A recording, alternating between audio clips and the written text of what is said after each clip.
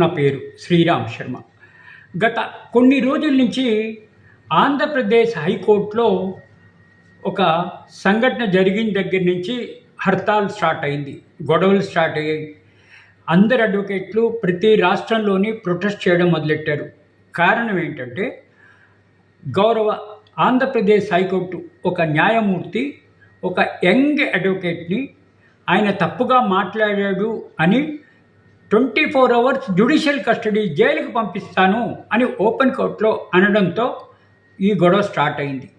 ఆ young advocate తెలుసో తెలియకో ఒక మాట అంటే ఇంత సీరియస్ అయిన తర్వాత సదరు యంగ్ అడ్వకేట్ తప్పు తెలుసుకుని క్షమించండి, నన్ను వదిలేయండి, ఇంక నేను ఎప్పుడు ఇలా అనను అని అంటున్నా కూడా సదరు న్యాయమూర్తి గారు చాలా సీరియస్ అయ్యి నిన్ను జ్యుడిషియల్ కస్టడీకి పంపిస్తాను, జైలుకి పంపిస్తాను అని చెప్పేసి ఈ విధంగా అనడంతో దేశంలోని ప్రతి అడ్వకేటు ప్రతి బార్ అసోసియేషను ప్రొటెస్ట్ చేయడం మొదలెట్టింది.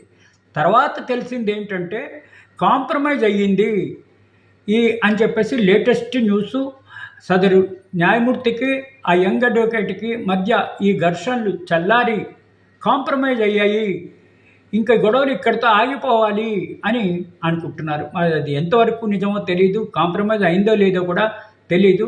వేచి చూడాలి అఫీషియల్గా కాంప్రమైజ్ అయిందా లేదా అని. కాంప్రమైజ్ అయితే ఈ సమస్య ఇక్కడితో ఆగిపోతే బాగుంటుంది.